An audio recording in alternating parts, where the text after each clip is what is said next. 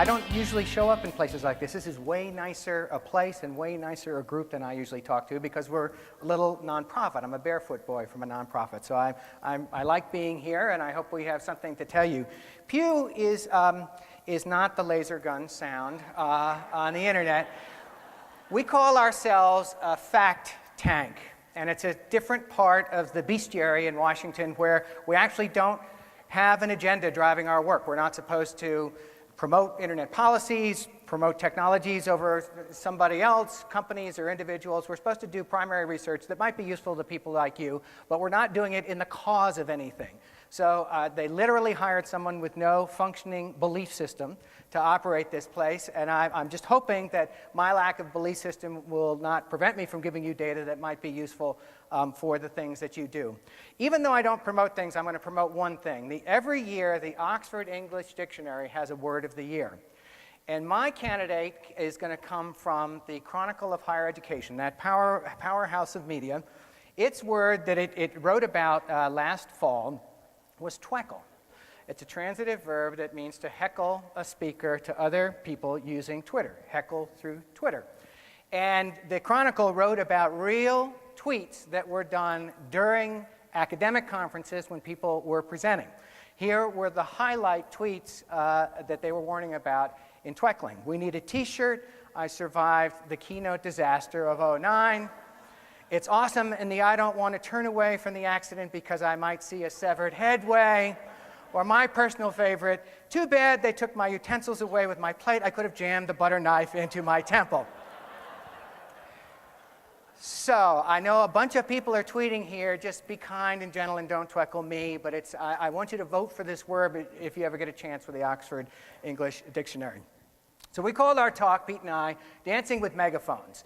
And in the 10 years that the project has been in existence, we get our funding from the Pew Charitable Trust. It's a family name, not a church name. It's an oil fortune and shipping fortune, and they give away grants to people like me to do primary research. So in the 10 years that I've been getting grants from the Pew Charitable Trust, we've measured 3 revolutions in digital technology. The first is the internet and broadband revolution. The very first survey we did in March of 2000, we released the results in May 2000. 46% of adults were using the internet. 73% of teenagers were using the internet. In our most recent surveys, we now see it's 79% of adults, 93% of teenagers. So it's an adoption story that we actually were catching up to at the midway point. It's flattened off since about 2006 and 2007, but there will be a new increment of growth, in part because there's some federal stimulus money that's going into rural communities to increase the level of adoption in the places that don't adopt it at the same rates as urban and suburban America.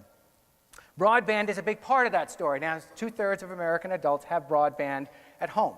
So that still means that 1/3 of Americans don't, but it's an amazing story of growth, too, that changed the way that people use the internet. It changed them from episodic users of a novelty to users of a central communications and information utility in their life that was built into the rhythms of their searches and their communications patterns. When people migrated from dial-up to broadband, they became much more active internet users. They built it into the rhythms of their life, their searches and things like that.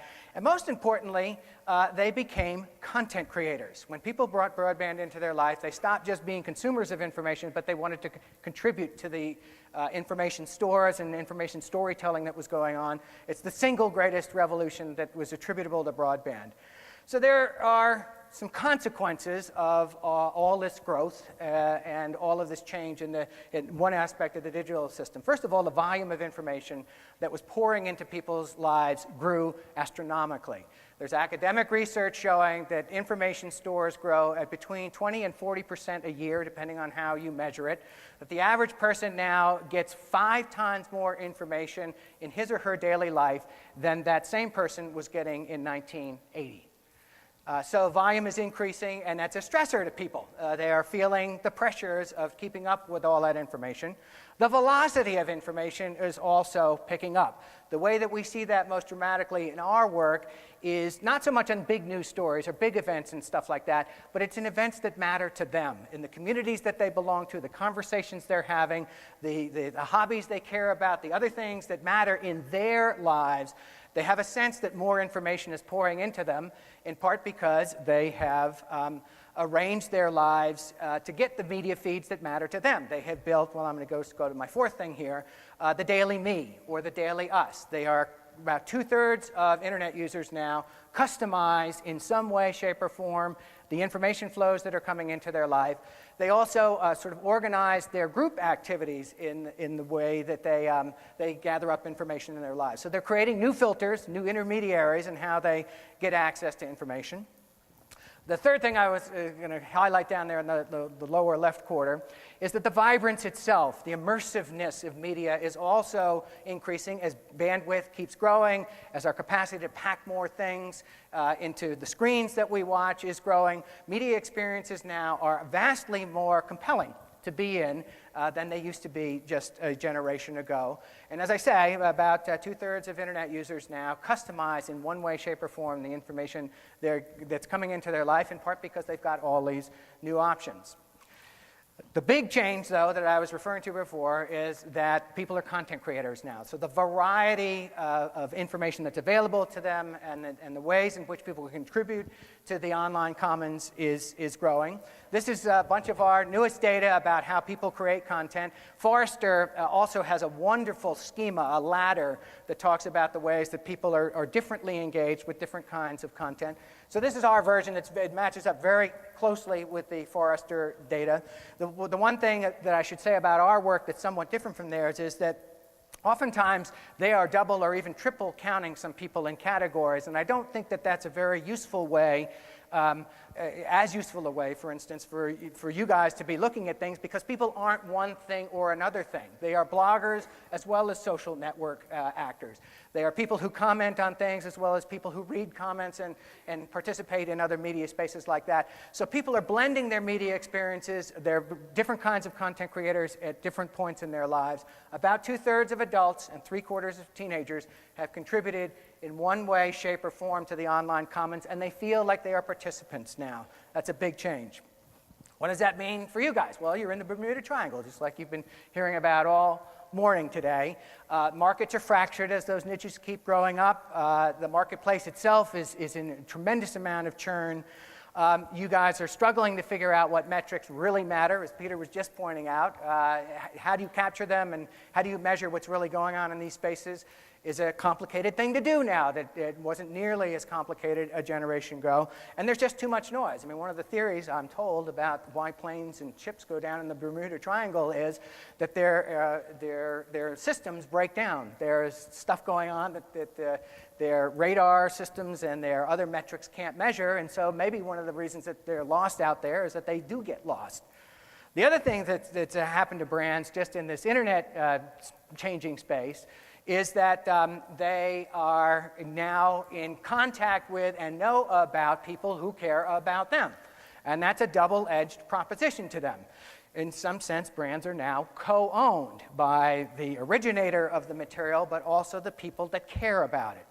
And I argue that that's a double-edged sword, because when they love you, when they want to promote you and act like an acolyte for you, it's an enhancement of what you do and what you care about. And capturing that in the earned media, as you call it, is a fabulous thing to behold. But woe be unto you who disappoint them or somehow bring failure into their lives, because they will turn on you, in part because you have jeopardized the thing that they care about, which is the brand and what they thought your brand stood for.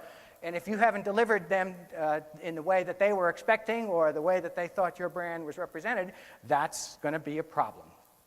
Okay, so revolution number one. Let me stop right there. I'm from Washington. You guys are pretty sophisticated people, but I talk really fast and I talk really long. And I'm happy to go through more metrics about the internet right now if anybody had any particular questions. No? Okay. We'll do Q&A at the end too.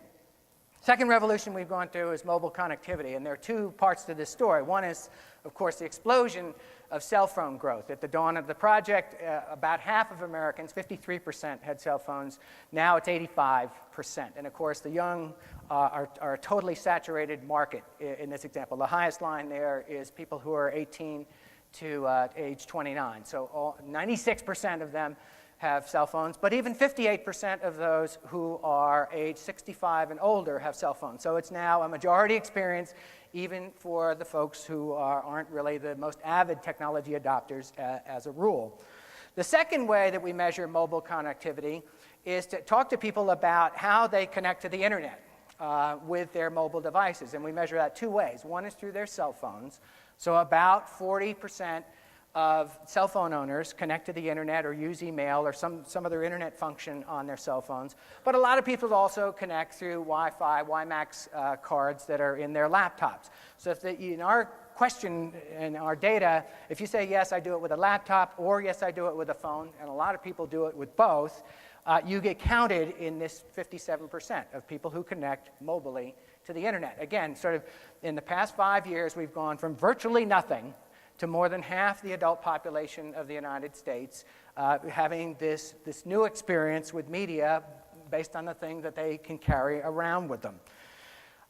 We have found that the thing that goes along with this, of course, is the rise of cloud computing. And about 2/3 of adults and 3/4 of teenagers, it's pretty hard to measure and talk to people about this, but at least those are baseline numbers of people who use cloud functions and love the fact that they can access their stuff, their stories, their media, their documents, their email, on somebody else's servers rather than having to carry them around with their devices. And about 3/4 of teenagers use cloud computing functions. That will only grow over time, particularly in the environment we're talking about here. And we are beginning to measure the apps world. Nielsen Mobile has worked with us to look at the sort of overall size of the population of people who are using apps. 35% of Americans, so already more than 1/3 of Americans have apps on a mobile device that they carry around. Interestingly enough, though, only 24% of Americans use those apps. So there's still a significant gap between this new technology, new set of applications that's coming into their lives, and people's embrace and adoption of them. Obviously, this is a story that's going to grow and unfold. 2011 will be the year of apps in many respects. So we're at the early stages of watching the evolution of a service being developed for these devices. We also just have some new data on what people do with their cell phones. And interestingly enough, in the mobile environment, poorer people and minorities and younger people are more enthusiastic about this than they are about the internet. And so in some respects, the digital divides that we've worried about as we were talking about internet and broadband adoption have begun to shrink because the mobile environment is bringing more folks and more diversity into the online population. It's a really interesting story. There's a big research question about whether the experience they get of the internet on a small screen is sufficient enough to meet their needs the way the experience that people have on bigger screens gives it to them. But it's a changing space now where the old definitions of digital divide don't nearly as much apply. So the changes that the mobile revolution has brought to the information ecosystem is that anywhere, any device, people can get the information and conduct the communications that they need. From a social scientist's perspective, the most fascinating part about that is not the media experience of it, but the sense that it has changed people's nature of where they think about where they are and where they think about who they're with. They don't physically think anymore that they have to be with someone in order to complete a social transaction or have an information exchange. They can be anywhere with any device, and the very nature of their sense of place and their sense of presence has changed. Now, one of the annoying parts of this, of course, which is also great for a researcher to study, is how this means that interruptions can come into people's lives. I'm sure you've all had the experience of someone you're talking face-to-face with someone, and then a cell phone call comes in, and they pick up the phone, and they're not with you anymore. They might be 2 feet away from you, but they're in some other place with that other person there, and that's changing our expectations about the availability of information in other people. It's changing social norms. It's changing senses of etiquette. There's a lot of churn in the social marketplace because of this.